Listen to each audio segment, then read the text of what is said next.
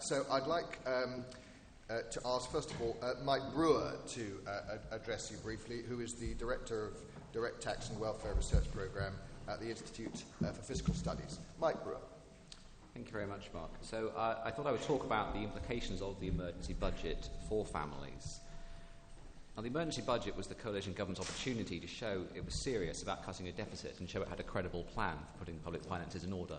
So you wouldn't expect it to be full of good news for families. Not doing nothing was not an option. If the government didn't tackle the deficit, we would have an unsustainable debt path. So the Minister is absolutely right that something needed to be done. But of course there are choices to be made, and the government's made a choice about how fast to close the deficit and what the balance should be between spending cuts and tax rises. And it's worth remembering that back in the general election, the Conservative Party was proposing that 80% of the whole be filled with spending cuts and 20% be filled through tax rises, and that was putting more weight on spending cuts than the other political parties. So there was a choice to be made about how to fill the deficit and how quickly. And the real story of the budget, I think, was what will happen to spending on public services over the lifetime of the Parliament. We don't know the detail yet, but we know that without further cuts to welfare, something I'll come to in a minute, and we know that because the NHS is to be spared any cuts, all other government departments will have to cut their spending by a quarter by the end of the Parliament. And because the government wants to spare education and health some of that pain, that means that other departments, things other than health, education and defence, will see cuts of more than a quarter, perhaps a third. And it's very hard to see how you can make such large cuts to public services without large falls in the quality or just delivering fewer public services. Think about the trouble Michael Gove's had over the last couple of weeks. The cuts that his department's agreed to since the government came into power are about 2 or 3% of the education budget. That's got to be cut by 10%.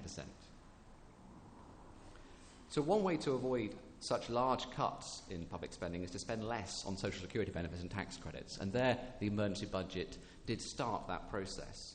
We saw cuts which amount to about £11 billion a year by the end of the Parliament in welfare benefits.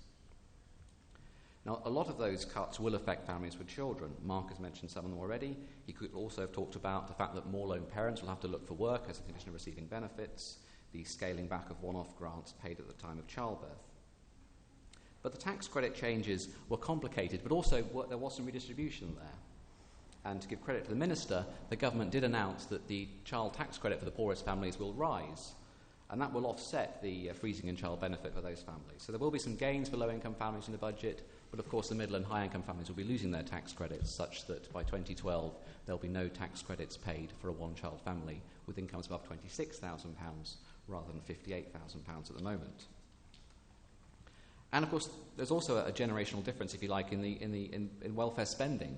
The government announced that pensions will be linked to earnings. So in fact, this government will be spending more on pensioners over the next Parliament than the previous government was intending to.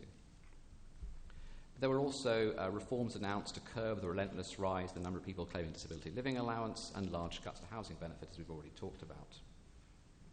Despite all these cuts, though, the government claimed that a measure of child poverty would not rise as a result of this budget, although it's possible that's only true in the short run. It also claimed that the budget would hurt the rich more than the poor, what an economist would describe as a progressive package. Now, the day after the budget, myself and my colleagues said that this claim that the budget was progressive looked a bit less plausible if you looked further into the future, towards the end of the Parliament, when those cuts in welfare benefits start to accumulate. And also it looks less plausible if you focus on those measures announced by Osborne rather than those measures previously announced by Darling and not yet coming into effect. And it looked a little bit less plausible if you took full account of all those cuts to DLA and housing benefits, which are often quite difficult to work out which family is going to lose. Yvette Cooper has also used figures compiled by the House of Commons Library to show that the budget would hit women more than men.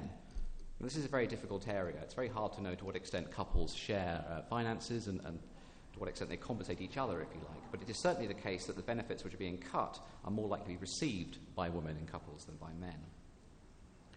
But as I said a few moments ago, the real story of the budget was the scale of the spending cuts to come. And whether this government's actions as a whole will make society a fairer place, and whether women will lose more or less than men, will depend much more of those cuts to come in October than the relatively minor changes we've heard so far. Now, looking forward is probably not the right choice of words, but we await October spending review with keen interest.